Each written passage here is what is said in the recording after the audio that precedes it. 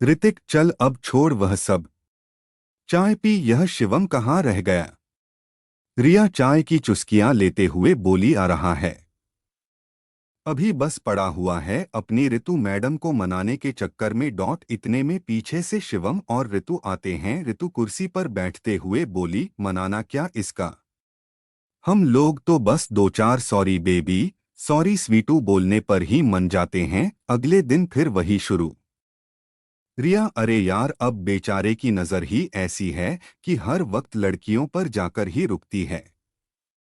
वैसे उस वैभव का क्या हुआ सुना है? इस बार ज्यादा नहीं बोला। शिवम ने आरुष के कंधे पर थपकी मारते हुए कहा। अरे छोड़ो सब, अब चाय पियो। ऋतिक ने चाय का कप शिवम को देते हुए कहा। इसके लिए तो कॉफी मंगा दे। रिया ने आरुष की तरफ इशारा करते हुए कहा। नहीं, आज मन नहीं है। आरुष ने जेब से फोन निकालते हुए कहा। सभी चाय पीते हुए बातों में खो गए, पर आरुष के दिमाग में वही लड़की घूम रही थी जिसने वैभव को थप्पड़ मारा था। दूध समान गोरी, माध्यम बाल, बड़ी बड़ी आंखें। पता नहीं क्यों आरुष के मन में बार बार उसके ख्याल आ रहे थे। ब्रेक लगने और फोन की आवाज के साथ ही आरुष का ध्यान टूटा। वॉचमैन ने गेट खोला और गाड़ी एक बड़े से आलीशान बंगले के अंदर पहुंची। बड़ा मेन गेट खुलते ही बंगले तक जाने के लिए एक सीधा रास्ता। रास्ते की एक और बड़ा सा गार्डन जिसमें अनेक प्रकार के पेड़ पौधे, फुलवारी आदि, और दूसरी और गैरेज। वॉचमैन को चाबी देकर आलोक ने गाड़ी गैरेज में खड़ी करने को कहा और तीनों अंदर जाने लगे। गलियारे से अंदर जाकर एक बड़ा ही आलीशान बंगला जो दूधिया रोशनी से जगमगा रहा था। बड़े बड़े झूमर, सुंदर पेंटिंग से सजे उस घर में तीनों को कोई दिखाई नहीं दिया। आरुष ने आवाज लगाई, दादाओ दादा। तभी ऊपर से एक अधेड़ उम्र का व्यक्ति जो शर्ट और पायजामा पहने हुए था और एक हाथ में सफेद साफा पकड़े हुए धीरे धीरे सीढ़ियों से उतरते हुए आया। रे लाला, हमजगे ही थे, पता है ना? हमको थोड़ी चिंता होई रही, भूते ही रात हुई गई ना हमको। बड़े लल्ला की तो पतोहती पर तुम्हारी ना सोहमने तो खदई के लल्ला आए गए। दतो पतोहती पर तुम्हारी ना सोहमने तो कह दई के लल्ला आए गए। दादा ने नीचे आते हुए कहा। आलोक अपने कमरे में चला गया। यह मोहन दादा थे जो हमेशा से गौड़ परिवार के साथ ही रहे हैं। वह अम्मा आरुष के पिताजी की माँ के मायके के गांव के ही हैं। कहने को तो मोहन दादा इस घर के नौकर हैं, पर इस घर के अहम सदस्य की तरह हैं। सब दादा को अपना ही समझते हैं। अब दादा, आप वह सब छोड़ो, यह बताओ कुछ रखा है खाने को? पार्टी का सारा खाना भागदौड़ में पच गया। रिया पेट पर हाथ रखते हुए मुंह बनाकर कहती है। अरे हाँ हाँ लाली, हमें छोटी लाली ने बताई दई। चलो तुम बैठी जाओ, हम लाए रहे हैं। दादा किचन की तरफ जाते हुए बोले।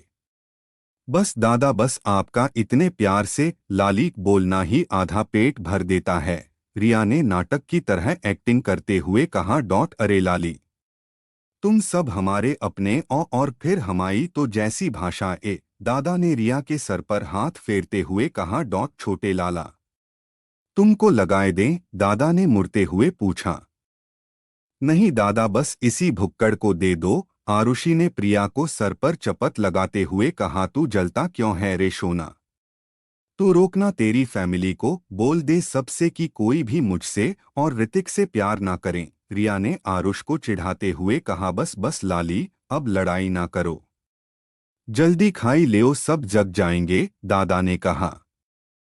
आरुष अपने कमरे में सोने के लिए चला गया। रिया, दादा ऋतिक कहाँ सोया है? दादा प्रेम लाला के कमरा में। रिया, आयुषी के कमरे में कौन है? दादा लाली अकेली सोई रही है। तुम पहले खाना खाए लो, फिर हम दे जाएंगे चादर। रिया, नहीं नहीं दादा, आप परेशान मत होना, मुझे तो बस थोड़ा सा ही खाना है। एक काम करो, आप चादर निकाल लाओ, मैं प्लेट साफ कर देती हूँ। दादा, अरे नहीं लाली, हम कर देंगे, तुम पहुँचो कमरा में, हम लाए रहे हैं चादर। आज उषा बिटिया ने धुलवाए रहे कपड़ा तो कमरा में चादर ना रखी। रिया, अरे मैं करती हूँ ना, आप निकाल लो चादर। दादा, नहीं मानोगी बेटा, चलो आओ जल्दी करके। रिया काम करके आयुषी के कमरे में आ जाती है और सो जाती है। उधर आरुष अपने कमरे में करवटें बदल रहा था। नींद उसकी आंखों से कोसों दूर थी। बार बार उस लड़की का ख्याल आ रहा था। क्या यह वही थी जो 2 साल पहले कॉलेज में मिली थी, जिसको देखकर आरुष के लिए वक्त ठहर सा गया था। पर वह तो उस दिन के बाद कभी कॉलेज भी नहीं आई। क्या यह वही थी? करवटें बदलते बदलते जाने कब आरुष को नींद आ गई। सुबह मोबाइल के अलार्म के साथ 5 बजे आरुष की नींद खुली।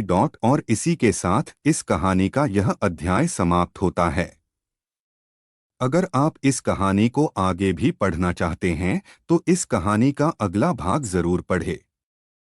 ऐसे ही मोटिवेशनल रोमांचक कहानियाँ सुनने के लिए मेरे चैनल को लाइक, शेयर और सब्सक्राइब करें और आप लोग भी बताएं कि आप किस तरह की कहानी सुनना पसंद करेंगे। हम जरूर वैसी ही कहानी सुनाने की कोशिश करेंगे। धन्यवाद।